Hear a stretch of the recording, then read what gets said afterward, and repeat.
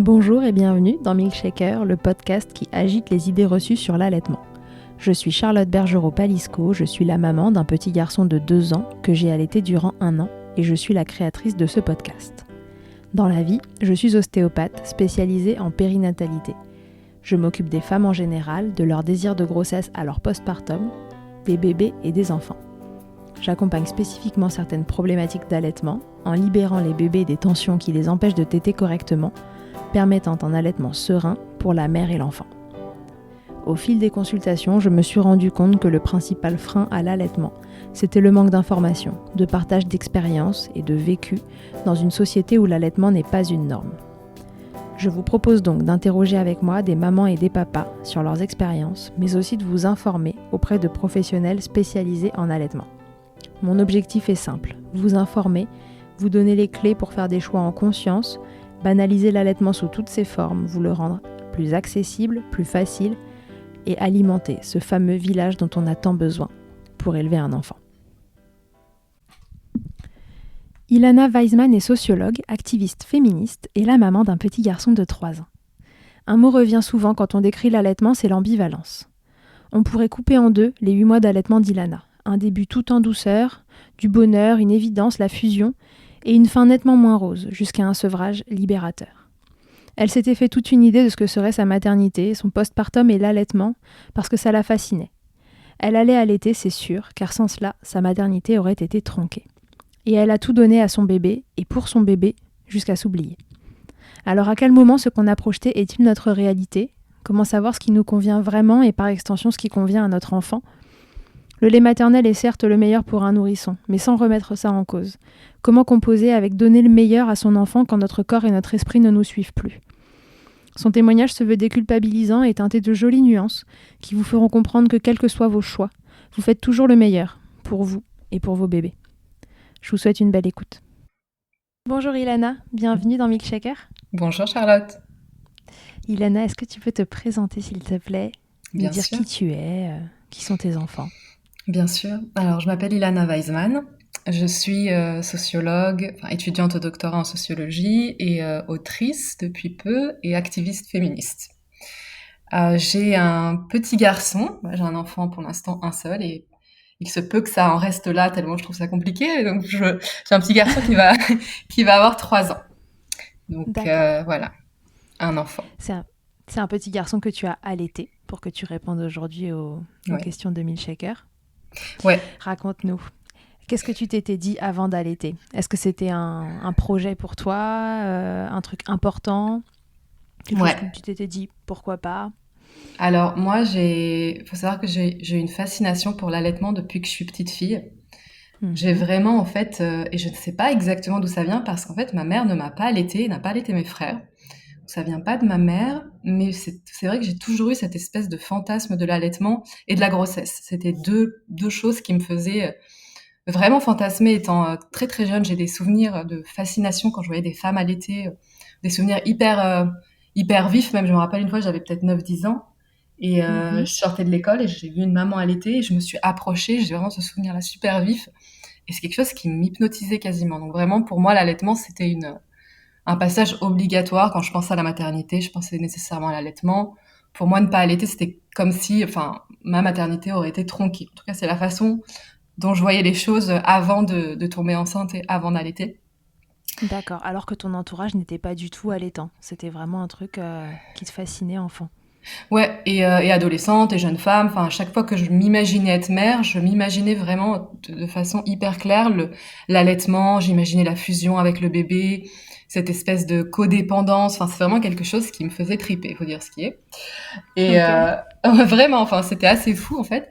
Puis quand mon petit garçon est né, c'était évident que peut-être que j'allais l'allaiter. Puis ça s'est pas passé de façon hyper complexe. En réalité, il y a eu quelques petits accros, mais rien de très méchant.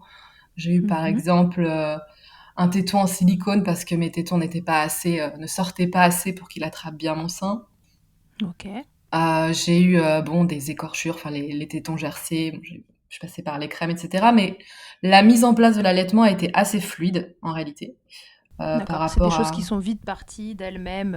Tu as pu enlever ces fameux bouts de sein et ne plus avoir mal assez rapidement. Alors d'elle-même, pas tout à fait. Il a fallu quand même que je voie 2 conseillères en allaitement, enfin en lactation, parce que même au tout départ à la maternité, je comprenais même pas pourquoi mon fils hurlait. Pour moi, il mangeait, il tétait, il prenait mon sein, j'avais l'impression qu'il mangeait, mais personne n'était venu me voir en me disant, attends, je vais regarder comment il attrape le sein, est-ce qu'il y a vraiment du lait qui sort, c'est des choses qui sont pas du tout évidentes pour un premier enfant. Bien sûr. Et en fait, il était à mon sein, mais il buvait pas. Et je comprenais pas qu'il buvait pas. Et ensuite, bon, il y a tout le truc, on m'a mis un peu de lait, le colostrum dans la cuillère, lui donner la petite cuillère, etc. Donc il y a eu des petites adaptations, des petites mises en place particulières au début, mais après, c'est vrai qu'au bout de, je pense, 2 semaines, c'était vraiment hyper fluide, quoi. J'allaitais partout, j'allaitais tout le temps, j'avais aucun problème. Ouais, c'était vraiment quelque chose d'hyper naturel. Ces deux consultantes en lactation que tu as rencontrées, finalement, ont réglé les petits bobos de démarrage et ensuite, c'était parti pour une aventure sereine. Ouais, ouais, en tout cas sur une mise en place qui fonctionnait sur le plan mécanique. Ok. Ouais. Une fois que c'était en route, tu as trouvé ça comment, l'allaitement? Alors, en fait, il y a quelque chose. Les premiers temps de l'allaitement, j'ai adoré ça. J'ai vraiment, je trouve que c'est une super transition entre le moment de la grossesse où voilà, on a le bébé bien au chaud dans le ventre et puis il sort, il est complètement exposé à absolument tout et donc ce lien-là corporel, puis c'était un moment hyper fort pour moi. Je me sentais vraiment en fusion avec le petit et c'était des moments super tendres. J'arrêtais pas de le regarder. Enfin, c'était vraiment un moment super fort entre nous. Et j'ai adoré ça, on va dire, je pense, 3 4 mois, j'ai adoré ça, mais vraiment, c'était un truc, enfin, ça correspondait exactement à ce que j'imaginais. C'était super puissant. Et puis, au fur et à mesure, je pense que c'est quand ma dépression postpartum s'est installée un petit peu dans le temps et ça a vraiment culminé quand il a eu à peu près 7 8 mois. Et c'était très concomitant avec l'allaitement, en fait, et ma perception de l'allaitement. Et au fur et à mesure, je me rendais compte que je prenais de moins en moins de plaisir à l'allaiter. Et je te parle de ça, c'est vraiment sur des semaines et des mois, hein. Ça s'est fait petit à petit. Ouais, Et ça s'est installé tout doucement. T'as pas vraiment vu le truc venir. Tu t'es pas dit un matin, tiens, j'en ai ras le bol. non, non, non, non, non, c'était vraiment au fur et à mesure où maintenant, avec un peu de recul, je me rends compte que plus ça allait et moi je le regardais, par exemple, quand il mangeait, alors qu'avant c'était un moment où on était super connectés, il me regardait, je le regardais, j'appréciais le moment. Et je me rendais compte qu'en fait, le plaisir n'était plus là pour moi je pense autour de ces 6 mois à peu près, j'ai poursuivi l'allaitement exclusif parce que c'était de l'allaitement sans complément de lait en poudre ou quoi que ce soit, jusqu'à ces 8 mois. Mais j'ai vécu, je pense, 2 3 mois où je me suis forcée à l'allaiter. Je me D'accord. suis, Pourquoi tu t'es forcée? ben, il y a plusieurs éléments. D'abord, c'était je crois, une espèce d'envie de performance où j'avais, avant d'être enceinte, au début de ma grossesse plutôt, j'étais dans beaucoup de groupes de maternage proximal, de cododo, allaitement longue durée, où l'enfant choisit quand Mhm. est-ce enfin, on appelle ça le sevrage, je sais plus comment ça s'appelle, Naturel. sevrage naturel. Ouais. Euh, enfin, tous ces groupes de maternage intensif, etc. Et je m'étais en fait, avant même de vivre la chose, c'est ça qui est un peu idiot au final, c'est qu'avant même de vivre la chose et de voir comment j'allais ressentir la chose, je me suis imaginé quelle mère je serais, quelle mère allaitante je serais ou pas, enfin qu'est-ce que j'allais faire en fait avec cet enfant-là. En amont, j'avais ma petite fiche, alors check, check, check, et je me disais que j'allais l'allaiter exclusivement. Alors j'imaginais pas forcément l'allaiter pendant 1 2 ou 3 ans, j'avais pas vraiment d'idée de combien de temps allait durer l'allaitement, mais je savais que je voulais qu'il soit long et exclusif, à tel point que je me rappelle quand ma mère ou parfois ma belle-mère, enfin les trucs un peu intrusifs, mais qui me disaient ben, peut-être que là, pour te reposer, tu devrais laisser ton mari lui donner un biberon de lait en poudre la nuit, ou bien tirer ton lait, ou bien ça, ça, ça. Et je voulais pas, j'avais l'impression quasiment que si je lui donnais un biberon de lait en poudre, j'allais l'empoisonner. C'était vraiment un truc, c'était le diable, je ne voulais absolument pas lui en donner. Alors Mhm. qu'avec du recul, j'aurais très bien pu, pour me soulager une fois de temps en temps, ou pour aller boire un verre de vin avec mes copines, voilà, qu'il ait un biberon Bien sûr. d'autres choses. Et c'est un truc que je me suis interdit, mais j'étais vraiment très très dure avec moi en fait. J'étais super dure avec moi. Je me suis mis des espèces d'exigences comme ça, de performance, et je me suis pas écoutée. C'est un peu ce truc de. Alors, je dis pas que le maternage proximal, etc., c'est quelque chose de forcément négatif. C'est génial quand la mère prend son plaisir et se sent épanouie là-dedans, mais Mhm. il y a un peu aussi cette tendance à oublier que la mère est aussi un individu à part entière avec des besoins aussi à elle, et le sacrifice en fait, et ne plus s'écouter, ne plus écouter ses besoins, ne plus écouter ce dont on a envie pour faire passer les besoins, en tout cas imaginés, idéalisés du bébé avant soi, ça peut être hyper délétère et hyper toxique, même sur la relation entre la mère et l'enfant, parce que j'ai des souvenirs vraiment où je l'allaitais sur la faim et j'avais des envies de le pousser de mon sein. Vraiment, je voulais que ça s'arrête, quoi. J'étais là, mais quand est-ce qu'il va terminer cet tété? J'en en peux plus. C'était un truc comme s'il il me volait mon corps. C'était assez fort comme émotion. C'était négatif et c'était très désagréable. Ouais, tu voulais que ça s'arrête. Enfin, en tout cas, ton corps te disait qu'il fallait que ça s'arrête, mais ta tête, elle te disait continue. Ouais, c'est le mieux pour lui, c'est cette phrase. C'est le mieux pour lui, donc je vais continuer à le faire, peu importe ce que je ressens. Et c'est vrai Ouais, et que à ce moment-là, t'étais pas capable de te dire est-ce que le mieux pour lui, c'est pas aussi le mieux pour moi? incapable, incapable. C'est-à-dire que le mieux pour lui, c'était le mieux pour lui. Moi, j'existe plus. Je suis vraiment, on devient une espèce de vaisseau. Enfin, tout depuis qu'il est né. Enfin, en tout cas, dans la première année, c'est un bébé qui est assez costaud. Enfin, il est né à 4,2 kg et puis il a toujours été dans les percentiles assez élevés et je l'ai toujours bercé, je l'ai toujours endormi. Je l'ai jamais laissé pleurer une seconde et vraiment, je me suis débloqué l'épaule. À un moment, je me suis déboîté l'épaule et je suis même pas allée voir un professionnel de santé. C'est-à-dire que vraiment, mon corps, je ne l'écoutais plus du tout. En fait, ses douleurs, ses souffrances, c'était que, enfin voilà, tout pour mon enfant, peu importe moi si je suis devenue une loque. Et je pense que ça a participé, cette histoire d'allaitement, où je me disais, mais c'est pas grave, c'est un temps donné, c'est pas grave. Et puis il y a tout l'aspect aussi où je me voyais plus du tout comme un être sexué parce que mon corps appartenait à mon enfant. Donc je pouvais Mhm. plus avoir de sexualité à côté avec mon mari parce que j'arrivais plus du tout à faire la différence. C'était vraiment une période hyper aliénante en fait. La fin de l'allaitement. Enfin après je dis ça, j'ai vraiment vécu 4-5 mois idylliques. Et Ouais. ensuite c'est vraiment descendu petit à petit dans un truc qui ne me convenait plus et qui du coup me laisse un souvenir amer de mon allaitement alors qu'en réalité ça aurait pu, si je m'étais écoutée, ça aurait pu juste être un très beau souvenir. Sans t'oublier, t'aurais peut-être finalement voulu allaiter plus longtemps. Peut-être que j'aurais fait un allaitement enfin, mixte, peut-être, ouais, j'étais arrivée à un point de non-retour, en fait, quand j'ai arrêté. Je me suis dit, bon, je vais intégrer quelques biberons de lait en poudre et je vais continuer à allaiter. Mais en fait, le moment où j'ai commencé à donner des biberons, en fait, je me suis sentie me libérer et en 2 semaines, c'était plié, il était sevré, quoi. Je l'allaitais plus. T'étais allé trop loin dans Ouais, tes retranchements. complètement. Je m'étais oubliée complètement et à un moment, c'était juste plus possible. C'était comme une espèce d'instinct de survie comme ça, de me dire mais en fait là non c'est plus possible et j'ai pas lu les signes, j'ai pas voulu percevoir les signes avant-coureurs et après c'était juste point de non-retour quoi. Comment t'expliques que tu te sois mis des objectifs, tu vois, si haut et que tout ait été mis à mal comme ça au bout de quelques mois? Je pense que on est vraiment dans des conceptions en fait où la mère est intéressante aux yeux de la société à partir du moment où voilà elle porte l'enfant, elle va enfanter, elle va remplir son rôle reproductif. Une fois que l'enfant quitte le corps de la mère, toute la lumière se déplace sur l'enfant. Et toute la lumière se déplace sur les besoins de l'enfant. Et on oublie que la mère, elle a aussi des besoins, elle a aussi des souffrances et qu'il faut s'occuper d'elle. Presque autant que l'enfant, en fait. Enfin, c'est le support. Enfin, si la mère n'est pas bien, l'enfant peut pas être complètement bien, ou en tout cas pas sur le long terme, parce qu'on peut pas s'oublier pendant des années, puis sans que ça ait des conséquences sur la relation avec l'enfant, sur l'évolution, le développement de l'enfant, sur la relation de couple, enfin, toute la cellule familiale. Mhm. Et c'est vrai que je pense que cette histoire d'allaitement aussi, ça peut participer à cette idée que, alors attention, hein, je suis pas du tout anti-allaitement, c'est pas du tout l'idée. Non, non, on Euh, l'a bien compris, t'es même plutôt pro, mais tu t'es fait surprendre. mais c'est juste que il peut y avoir, et en même temps c'est intéressant parce qu'il y a aussi enfin il y a des injonctions qui vont aussi dans des sens contraires, mais il y a toujours en fait cette idée que il faudrait que la mère en fait donne tout et soit sacrificielle.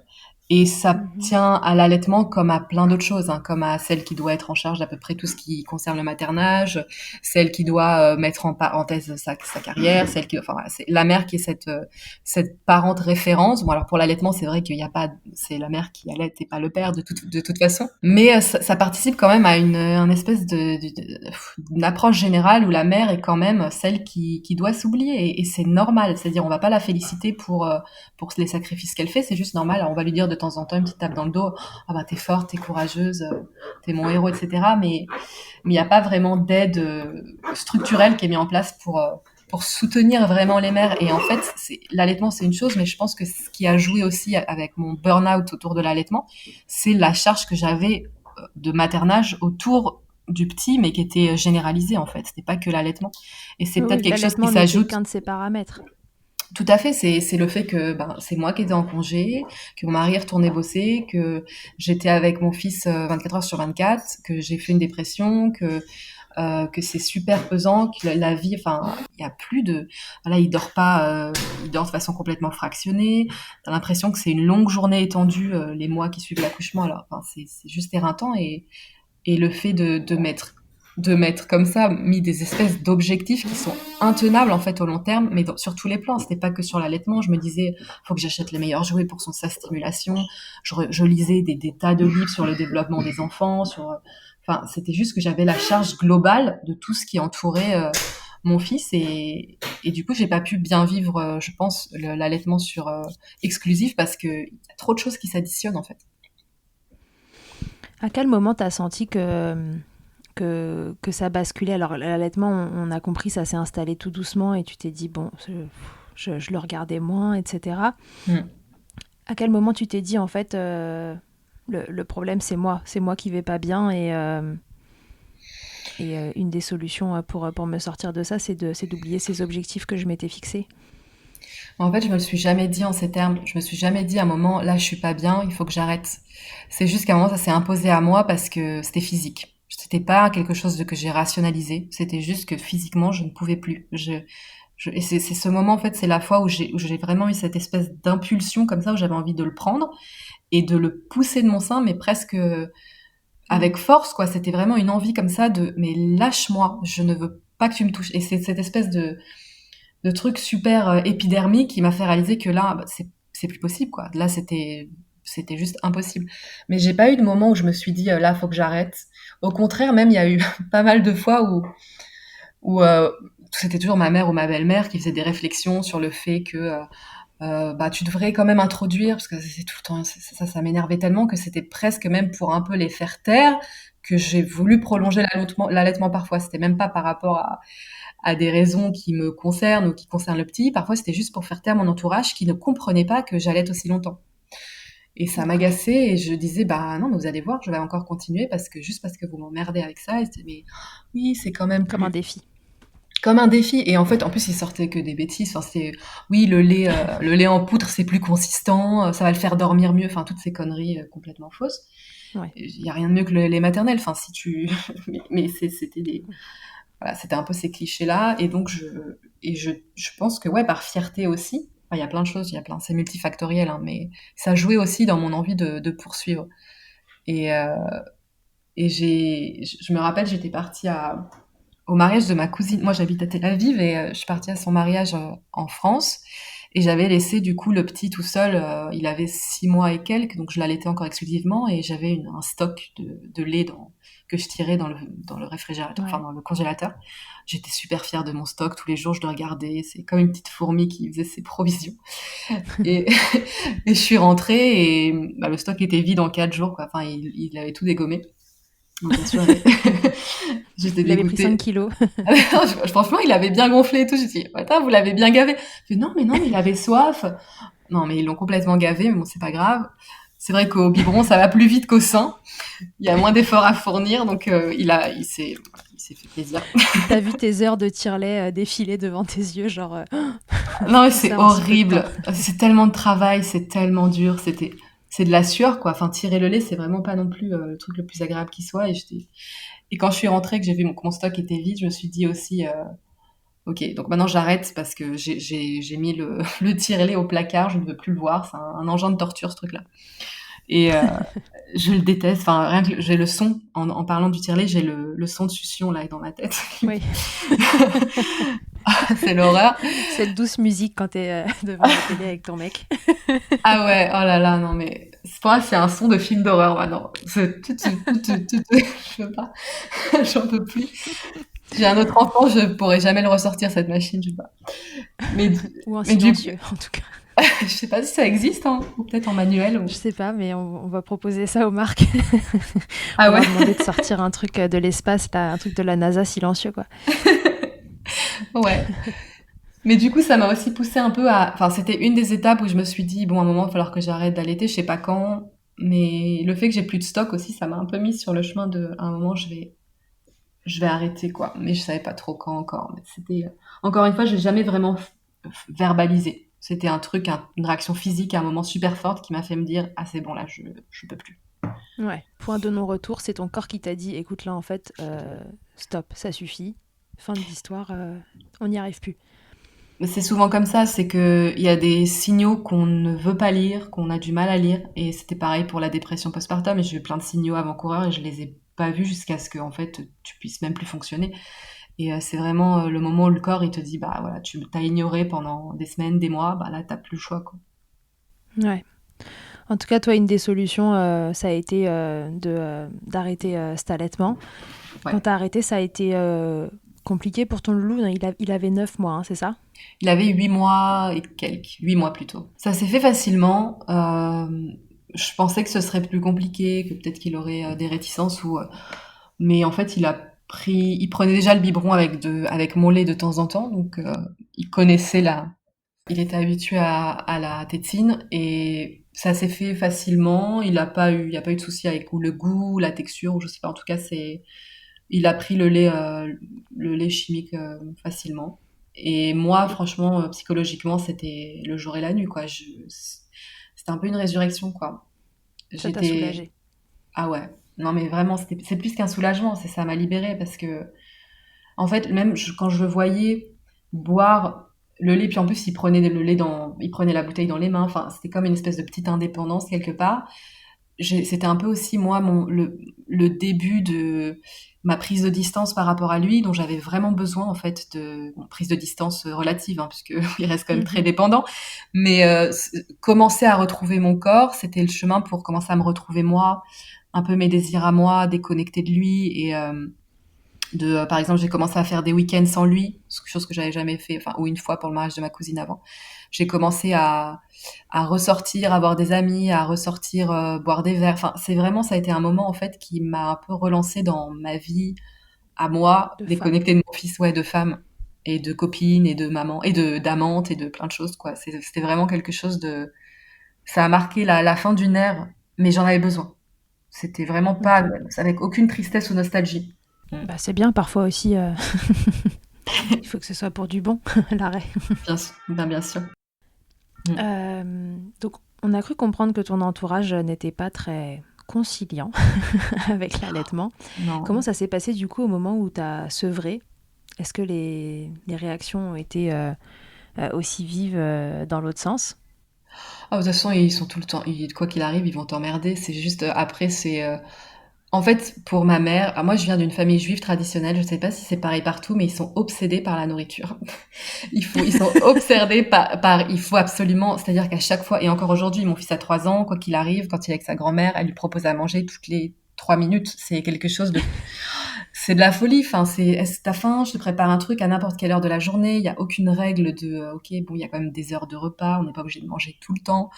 Et donc, enfin, ça se prolongeait dans cette histoire de lait. Et puis, le fait que, bah, il a toujours eu des soucis pour dormir. Mais bon, ça, c'est une autre histoire. Mais il voulait absolument que je donne du lait en poudre, que je donne du lait avec des céréales pour le caler la nuit. J'ai jamais voulu donner ça. Enfin, c'était tout le temps cette histoire d'il faut le gaver. Il Il pensait faut qu'il le, avait faim en permanence. oui, dès qu'il pleurait. Ah oui, non, ça, c'était le truc qui me m'horripilait, c'est dès qu'il pleurait, un enfant peut pleurer pour autre chose que de la faim, c'était il a faim. Tu, il a faim, t'as encore assez de lait, enfin, ces trucs hyper culpabilisateurs, peut-être que t'as pas assez de lait, peut-être que, Je sais très bien, enfin, j'ai Peut-être que ton allaité. lait, il est pas assez nourrissant. Ah oui, c'est pas assez nourrissant, bien sûr. Non, mais n'importe quoi. Enfin, je connais mon corps, je sais exactement quand il boit, combien il boit. Enfin, j'entends à la succion. Enfin, j'étais devenue experte de mon enfant et de mon allaitement, et c'était tout le temps ces réflexions-là, et c'était super culpabilisant et super rageant. Enfin, vraiment, j'ai eu des crises de nerfs quoi avec ma mère.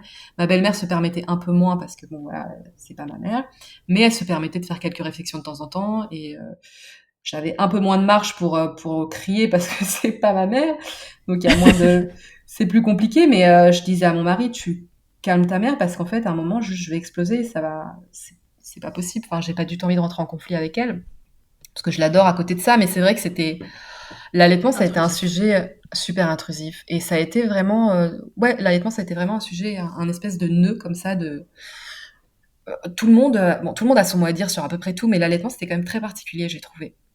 Peut-être parce que oui, elle a pas mes deux, ma mère et ma belle-mère n'ont pas allaité. Donc je crois elles ont pas de modèle auquel se raccrocher, elles se rendent pas vraiment compte de ce que ça représente. Elles ont jamais, en fait, même, j'aurais bien voulu aussi qu'on me dise, alors c'est pas pour avoir une médaille ou quoi, mais de me dire, ouais, bah, je suis fière de toi, que t'es allaité, que t'es tenue, que t'aies voulu faire ça pour ton enfant et tout. Et en fait, elles m'ont jamais vraiment soutenue là-dedans. Pour elles, c'était juste un choix lambda. Et au contraire, c'était même plutôt, mais pourquoi tu fais ça? Pourquoi tu fais ça aussi longtemps? Qu'est-ce que tu Hmm. t'emmerdes, quoi? C'était un peu ça la vision. Ouais, Et puis en plus, elle pouvait pas donner de biberon toutes les 3 minutes. non. C'était avec que toi qui pouvais gérer la nourriture, c'est quand même dépossession totale. Ah oui, non, ça pour elle, ça devait être très dur à vivre. Aujourd'hui, c'est différent. Elle peut lui donner des gâteaux toutes les 3 minutes quand j'ai le dos tourné. Et ton conjoint? Euh, Mon conjoint, il a toujours été, franchement, il a été assez top sur ces questions-là. Maintenant, j'ai toujours voulu garder la face, même vis-à-vis de lui, ce qui est un peu bête, mais c'est vrai que je lui ai pas fait part en fait de mes difficultés. Quand ça a commencé à être dur, j'ai voulu en fait montrer que j'étais forte même auprès de lui. J'en ai pas T'étais parlé. toujours dans tes objectifs, quoi. Tu t'étais fixé que voilà, c'était maternage proximal, allaitement, et tu t'étais mise dans une configuration dont tu pouvais pas sortir, Ouais, même auprès de ton mari. complètement. Et puis je crois que il a, non, je le cachais quand même assez bien, mais de la même manière que je cachais des moments où par exemple j'allais vraiment pleurer pendant des longues minutes ou des crises de larmes parce que j'étais super mal. je, je le faisais en cachette. Enfin, j'ai pas pleuré, je pleurais pas devant lui, je le faisais sous la douche. Enfin, j'ai quand même gardé, enfin, ce qui en fait, mais terrible quand j'y repense de rester seule comme ça dans cette souffrance et dans ces non-dits et de tout garder en me disant, enfin, je voulais juste en fait correspondre à cette image de mère super forte. Parfaite. Ouais, et puis pour moi, toutes les mères étaient comme ça en fait. Toutes les mères étaient juste enfin, cette histoire de maternage proximal, de toujours faire passer les besoins de l'enfant avant les siens, et puis mais avec dignité, avec comme ça, sans jamais se plaindre, sans jamais dire que c'est dur. Et j'avais cette fausse, en fait, c'est complètement faux, hein, c'est une image complètement biaisée. En fait, personne n'est comme ça. Mais Mm. on a l'impression que c'est le cas parce que pas grand monde parle des difficultés, donc on n'a pas beaucoup de représentations auxquelles se rattacher pour un petit peu évoquer l'ambivalence de la maternité, ce qui est plus dur, ce qui est plus sombre. Et du coup, ouais, je gardais tout pour moi. Et en fait, c'est assez terrible, quoi, parce que tu te sens super seule. Et lui a pas vu qu'il y avait quelque chose qui tournait pas rond. Bah, juste sur la fin, en fait, quand je pouvais plus cacher, en fait, quand j'ai voulu arrêter, à un moment donné, tu peux plus cacher à personne et ça explose. Mais ouais, t'as pas vraiment suivi l'évolution et c'est un peu choquant, du coup, pour la personne qui se dit, mais waouh, mais j'ai pas réalisé que t'allais aussi mal, en fait. Ouais, il débarque au moment où toi tu décompenses. Exactement. Ouais. Mm. Une fois que l'allaitement était arrêté, t'as été vite mieux. Tu disais ça a été une soupape pour toi d'arrêter ça. Ouais, ça c'était, mais vraiment je l'ai ressenti, mais c'était instantané. Je me rappelle vraiment de le regarder prendre son biberon et de me dire waouh, mais pourquoi j'ai pas arrêté plus tôt en fait? Je savais que j'aurais dû arrêter quand j'ai eu les premières émotions négatives où je me suis dit mais là en fait je suis fatiguée, j'en ai marre de que ce soit moi qui me lève, j'en ai marre, enfin genre j'arrive plus. Je me sens vampirisée quoi. C'était comme une espèce de petite bestiole à un moment. Enfin, je sentais vraiment que qui me prenait mon énergie vitale, en fait. C'était quelque chose Mhm. de super négatif. Et dès que j'ai commencé à avoir des émotions de ce type-là, j'aurais dû me dire, OK, là, c'est le moment peut-être de faire du mixte, c'est le moment peut-être de, je sais pas, ouais, et j'ai pas du tout, puis après, il y a des mois qui sont passés, puis à la fin, c'était, mais ouais, du coup, quand j'ai arrêté, ça a été immédiat, le sentiment de souffler, quoi. Ouais, et puis quand on va pas bien, c'est pas évident non plus de mettre le doigt sur les différentes choses qui font qu'on va pas bien. Pour toi, Ouais. l'allaitement n'était pas le problème au démarrage. Oui, oui, oui, complètement, puisqu'en plus j'avais vraiment pris du plaisir à l'allaitement, donc c'est dur de se rendre compte à un moment il y a une transition et ça change de nature. C'est pas toujours évident d'analyser ça. Ouais, sur le coup en tout cas. Cette expérience d'allaitement, Ilana, est-ce qu'elle a eu un impact dans ta vie personnelle, professionnelle, dans les idées que tu véhicules aujourd'hui? Pour ma vie professionnelle, pas vraiment parce que d'ailleurs je suis toujours en doctorat, j'étais en doctorat et j'avais fait une année de césure. Donc j'ai pas eu de problématique de aller au boulot, tirer au boulot, est-ce qu'il y a des endroits où je peux tirer mon lait, etc. J'ai pas eu ça et en fait il est rentré à la crèche quand il avait près d'un an. Donc il n'y a pas eu non plus de je dois ramener du lait à la crèche ou des choses comme ça. Donc c'est vrai que ça a Ouais, été tout s'est passé quand vous étiez tous les deux tout le temps ensemble. ouais, ouais. Donc j'ai pas vraiment eu à m'adapter à une situation extérieure à notre maison. Donc ça, c'était déjà ça. Mais je pense que cette expérience de l'allaitement a aussi pavé le chemin vers mon militantisme de mère, en fait, parce que moi, je suis militante féministe, mais je suis vraiment dans cette case aussi de personnes qui sont rentrées dans le féminisme par la maternité, où on se rend un peu compte de toutes les injonctions qui pèsent sur les femmes au moment où on devient mère, où ça devient vraiment, où ça se cristallise et ça devient super fort et on les ressent à fond et où les inégalités en termes de parentalité, etc. sont vraiment fortes et du coup on peut plus les ignorer du tout et c'est vraiment la maternité qui m'a fait rentrer complètement dans le féminisme et je pense que cette expérience de l'allaitement, ça recouvre beaucoup de choses en fait ouais sur ce qu'on attend des mères sur les rôles qui nous sont assignés de sacrifice de don de soi etc donc je pense qu'effectivement ça a dû vraiment aussi me donner beaucoup d'eau à mon moulin d'activiste en ouais cette Ça expérience a là tamponné des idées qui étaient déjà présentes, mais ça les a fait surgir au ouais grand jour. ouais mhm. On en profite pour que tu nous parles 2 secondes de ton compte, justement. Ouais, ben c'est un compte, alors c'est mon nom, c'est Ilana Weisman.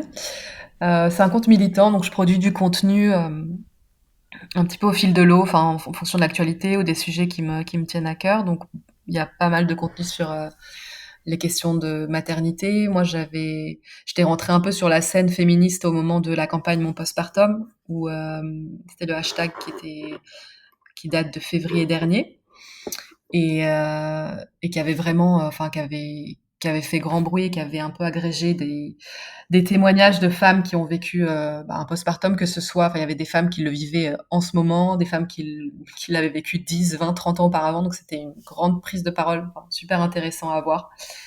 Ouais, Et c'était donc incroyable. ouais, c'était super chouette, enfin vraiment il y avait, c'était hyper thérapeutique quoi. Quand on l'a lancé avec mes trois copines militantes, on avait vraiment l'impression de faire une thérapie de groupe, quoi. On pleurait, on lisait les tweets, on s'échangeait des messages, en fait, on était là en train de revivre notre propre postpartum qui datait pour chacune de pas très loin, parce qu'on a toutes des enfants en bas âge. Et c'était comme, en fait, conscientiser un postpartum qu'on s'était pas autorisé, en fait, à mettre en mots, parce que, encore une fois, tout ce qui concerne les difficultés qui touchent à la maternité, personne ne veut les entendre, personne ne veut nous écouter. Donc, enfin, on se censure aussi, donc on s'était auto-censuré aussi. Et de voir tous ces témoignages et de parler de notre postpartum à nous, c'était super libérateur, c'était trop trop bon. Et, euh, et puis, bah, je peux peut-être j'ai écrit un essai, je sais pas si je t'avais dit, mais j'ai écrit un essai sur cette question-là qui va paraître mi-janvier. Ah, Ouais. Et on j'en attendra ai, ça alors. Ouais, j'ai pas encore annoncé sur mes réseaux, mais je vais pas tarder à le faire. Mais ouais, sur la question, enfin vraiment le postpartum sous l'angle politique, quoi. Enfin, qu'est-ce qu'on peut faire pour changer cette situation-là où les mères sont quand même vraiment laissées à l'abandon. Tout à fait. Ouais. Et donc voilà, donc c'est un compte militant et je parle de questions de maternité, mais pas uniquement, je parle aussi de lutte antiraciste et plein de choses. Tu milites pour les femmes en général, oui, c'est vrai, pour les non-discriminations. Mais voilà, tout ça, c'est ta maternité qui l'a réveillée. Ouais, ou qu'il l'a en tout cas, je sais pas si c'est réveillé, mais qu'il l'a vraiment renforcé et ouais, poussé plus loin et plus, enfin bon, voilà, ouais, c'est quelque chose qui a vraiment précipité les choses pour moi, quoi. Ok. Mm. Tu donnerais quoi comme conseil à une maman qui a envie d'allaiter ou qui se demande si elle va allaiter qu'est-ce que tu leur dirais? Ce serait quoi tes meilleurs conseils? Moi, du coup, à l'aune de mon expérience personnelle, de pas se mettre de pression, de pas. Il y a beaucoup, en termes de maternité, on idéalise beaucoup de choses, on projette avant même de vivre les expériences. Et ça, c'est une erreur.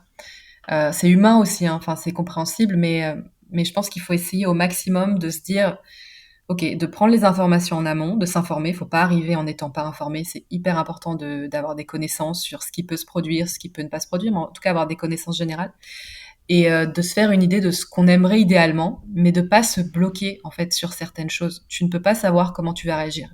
Tu peux pas savoir si tu auras envie de faire du cododo ou pas, si tu auras envie. C'est une dynamique avec l'enfant aussi. Enfin, il y a plein de facteurs que tu ne peux pas en fait anticiper.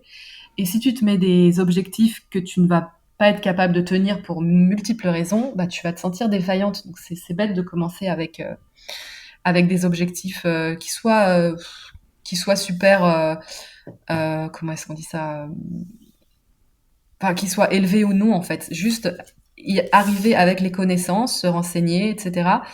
Mais avec beaucoup de douceur, de douceur et de bienveillance envers soi-même. Donc se dire qu'on va vivre la chose, on fera ce qu'on pourra faire. Si c'est important pour la personne d'allaiter, ben, qu'elle soit bien entourée, qu'elle voit une conseillère, une consultante en lactation, qu'elle puisse aussi se renseigner. Moi, j'avais été faire des réunions de la Leche League à Tel Aviv, ça m'avait vachement aidé parce qu'elles étaient super bienveillantes. Elles étaient à l'écoute quand on avait des questions, on avait un groupe en commun, donc trouver un peu des connexions, mais ne pas se mettre la pression sur je veux allaiter tant de temps, exclusivement pendant tant de temps, etc. Voir comment ça se passe. Et puis parfois on est surprise, parfois on se dit je vais allaiter 2, 3 mois et puis on finit par allaiter pendant 2 ans. Enfin, il y a plein de Tout choses à qu'on fait. peut pas anticiper en fait. Donc, soyez bienveillante avec vous-même. Voilà. Ouais. Je leur dirais renseignez-vous, entourez-vous et après laissez-vous porter, écoutez-vous. Ouais, écoutez-vous, écoutez votre bébé. Écoutez-vous beaucoup aussi, pas que le bébé. Ok. Parce que toi, tu as la sensation d'avoir écouté que ton bébé à un moment et de t'être perdu là-dedans. Et en plus, que je pense même pas que mon bébé, en fait, ça change grand-chose. Ça aurait pas changé grand-chose que je l'allaite 2 mois de moins et qu'il ait une maman qui soit plus en phase avec elle-même, au contraire. Donc, en fait, j'ai écouté des injonctions au-dessus de ma tête qui n'avaient aucun rapport avec ma réalité, en fait. Et Ouais. c'était vraiment une erreur, ouais. Ok. Est-ce que tu voudrais nous dire autre chose qu'on aurait oublié, pas mentionné Ouais, peut-être un truc que je trouve super toxique et qui arrive dans beaucoup de domaines qui concernent la maternité, c'est les espèces de communautés de mères qui s'attaquent entre elles. Euh, Mhm. j'ai un vrai souci. Alors, ça peut concerner l'allaitement, comme le cododo, quel type de parentage on a envie de mettre en place avec ses enfants, etc.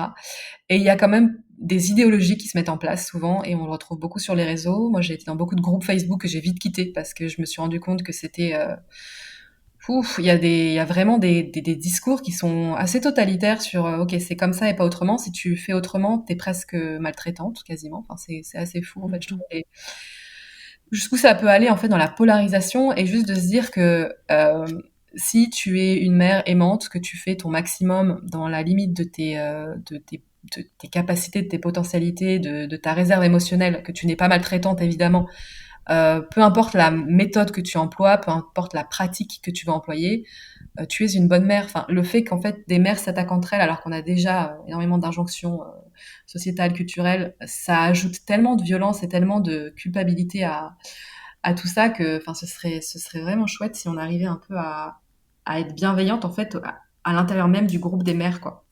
Ça, c'est un truc Ouais. qui, ouais, c'est quelque C'est vrai que chose. ce serait pas mal et je trouve Je trouve comme toi que l'allaitement pâtit un peu de ce genre de choses, souvent. Ouais, complètement. Je l'ai beaucoup, beaucoup vu, même dans des groupes de jeunes mamans. Enfin, et c'est vrai que l'allaitement, c'est un sujet électrique, hein. Il Ça y a vraiment déchaîne les des... passions. Ah ouais, il y a énormément de... Ouais, ça peut vraiment créer des échanges super polarisés, super violents. C'est assez fou, ouais. Comment tu l'expliques, toi, que ça déclenche des Euh, échanges violents comme ça parfois, ou un peu parfois dénués de bienveillance? Bah, je pense que malheureusement, alors là, je prends trois pas, je recule un petit peu, mais dans enfin, la façon dont notre société est bâtie, on est dans une société patriarcale qui a accordé un terrain bien spécifique aux femmes, qui est la reproduction, la maternité, le maternage.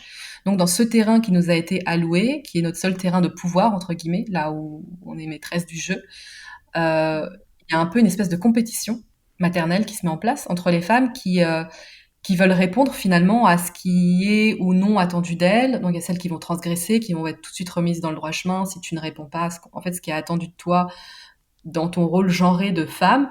Et du coup, il y a souvent, malheureusement, beaucoup de femmes et c'est humain, enfin je leur jette même pas la pierre parce que c'est hyper humain, qui ont un peu intériorisé ces normes-là et qui vont les appliquer à d'autres femmes, qui vont dire mais toi t'es pas une bonne mère, par exemple, si tu n'allaites pas. Ok, si tu ne fais même pas le choix d'essayer d'allaiter, pourquoi, enfin, c'est le meilleur pour ton enfant, etc. Il y a des femmes qui, pour des raisons qui leur sont propres, des histoires personnelles, en fait, n'envisagent pas du tout l'allaitement. Et je veux dire, elles sont pas des moins bonnes mères pour autant. Donc c'est vrai que tu as beaucoup de choses comme ça où tu peux être jugé très rapidement pour des choix en termes de maternage ou pas seulement allaitement, hein. Il y a vraiment plein, plein, plein de pans. Et je pense que c'est parce qu'on est mis en compétition dans un système patriarcal. Ouais, C'est mon analyse. Ouais. ouais. Et l'allaitement par l'aspect et physique qu'il génère et par l'aspect enfin, nourriture. Enfin, profondément, nourrir son enfant, c'est quand même un des trucs les plus basiques, quoi. Ouais, Euh, D'où le fait que ce soit le bouton sur lequel appuyer assez facilement. complètement. Ok, Ilana. Avant qu'on se quitte, Mhm. est-ce que tu veux bien répondre à mon interview Fast Milk? Bien sûr. Ilana, quelle est ta tétée la plus insolite?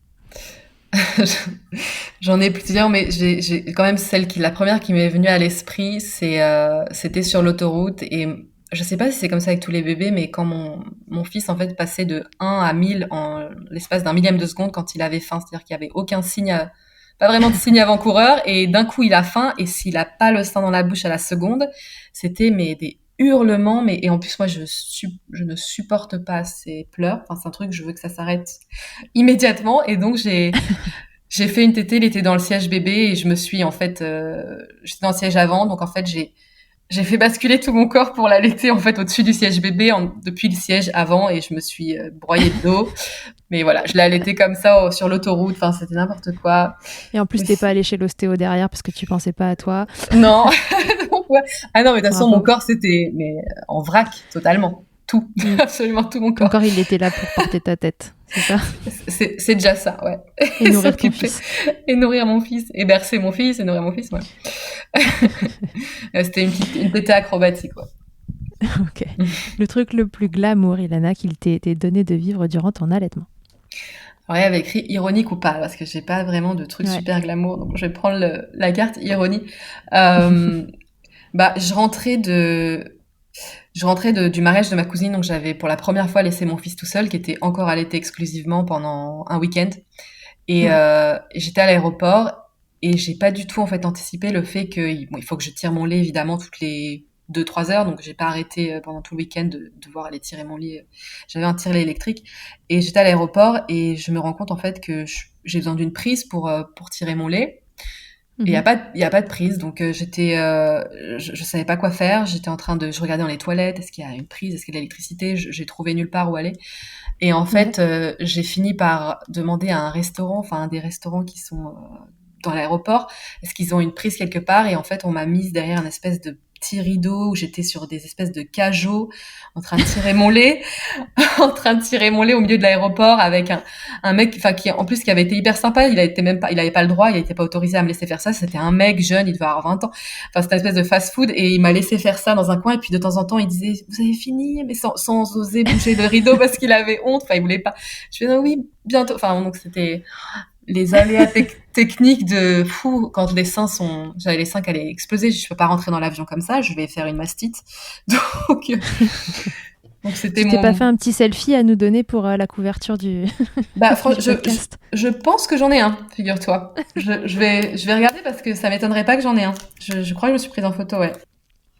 Ok. Ta position préférée dans le Kama Sutra de l'allaitement?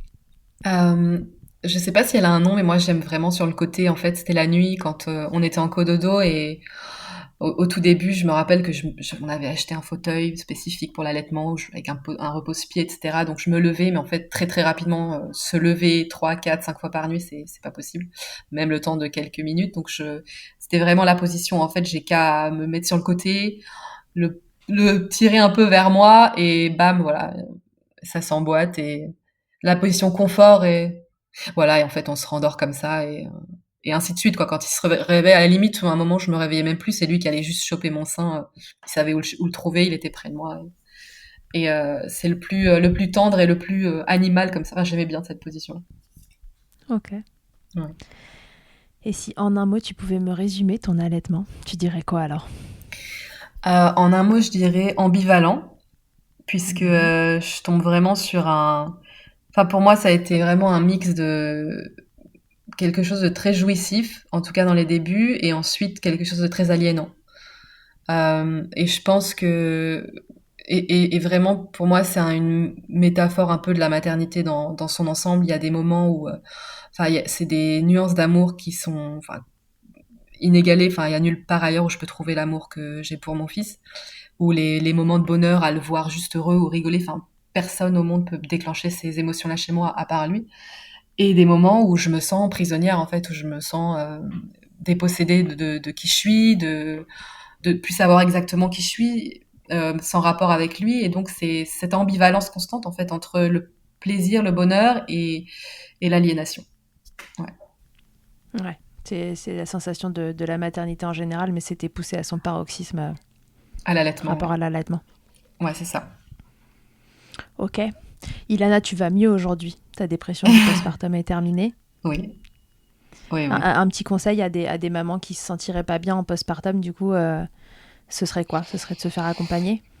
Ben, en fait, ce que je dis, c'est que il y a des conseils à donner, mais il y a aussi un système qui fait que c'est difficile de vraiment s'en sortir, dans le sens où Mhm. on n'a pas de congés parentaux égalitaires, donc très souvent c'est la mère qui prend en charge le gros du maternage et de voilà de s'occuper de l'enfant. Donc c'est vrai que c'est difficile de pas se sentir submergé à certains moments.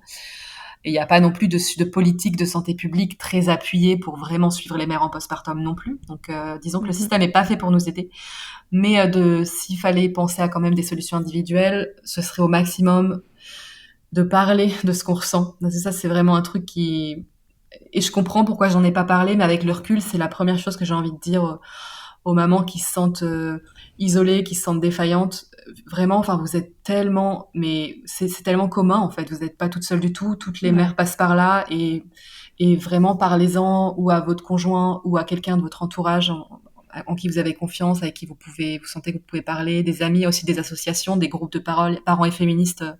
L'association Parents et Féministes a créé des groupes de parole pour les mamans et leur entourage. Il y a Maman Blues, il y a des comptes Instagram, des podcasts. Voilà, il y a plein de ressources en ligne aussi pour se sentir un peu moins seul.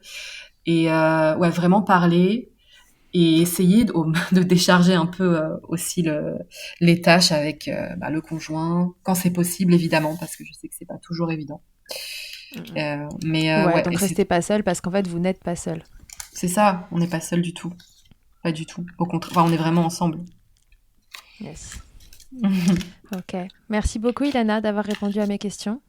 Bah de C'était rien, un avec plaisir plaisir. d'écouter ton histoire. Merci Charlotte. Et puis, bah, écoute, je te dis à très vite. Si vous voulez suivre Ilana, donc ça se passe sur son compte, Ilana Weisman. Et Mhm. voilà, que Ilana, quand elle parle, c'est jamais pour rien en général. Donc, si vous voulez suivre son compte, c'est toujours intéressant et ça, comment dire, ça éveille sur des points de vue. Merci. Je trouve. Voilà, à tous et à toutes, à très bientôt pour un nouvel épisode de Milkshaker. Et Ilana, je te dis à très vite. Oui, au revoir. Merci 1000 fois d'avoir écouté cet épisode de Milkshaker. Vous pouvez suivre l'actualité du podcast sur le compte Instagram du même nom et sur mon site internet charlotte-bergerot.fr où vous retrouverez tous les épisodes mais aussi une rubrique Milk Letters constituée de témoignages écrits, un autre support pour vous transmettre toujours plus. Si vous avez aimé ce podcast, n'hésitez pas à m'aider en le soutenant. Pour cela, je vous invite à vous abonner, à laisser un commentaire, à lui attribuer 5 étoiles en fonction des plateformes ou encore en parlant beaucoup autour de vous. Je ne vous présente plus Emma et son titre I'll Be There qui continue de nous accompagner. Et je vous dis à très vite pour un nouvel épisode. D'ici là, n'oubliez pas, prenez soin de vous, milkshakez autant que vous le voudrez et bousculons ensemble les idées reçues sur l'allaitement maternel. I hate to see you down. Can't stand to know you're hurt. When you say it's getting loud, the voices in your heart. And you know I get it, so let it all out. Keep your head up, your masterpiece, and I'll swear that I'll be there by your side. Text away, you know you can find me.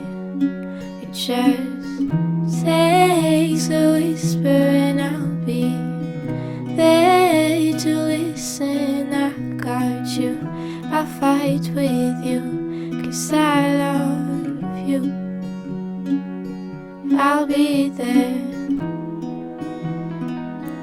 I'll be there. Oh, I'll be there, I'll be there. I know I'm not perfect. Sometimes I look myself, but I hope you know I care. You can meet me anywhere. You know I get it, so let it all out. If anyone comes at you, then I'll swear that I'll be there by your side. A text away, you know you can find me. It just takes a whisper and I'll be there to listen. I got you, I'll fight with you, 'cause I love you. I'll be there, I'll be there. Oh, I'll be there, I'll be there. Just me every time I have you back, and I know that you do the exact same for me. Side by side, don't even need to talk. You know I get it, so let it all out. Keep your head up, your masterpiece, and I'll swear that I'll be there by your side. A text away, you know you can find me. It just takes a whisper and I'll be there to listen. I got you, I'll fight with you, 'cause I love you. I'll be there, I'll be there. So I'll be there, I'll be there.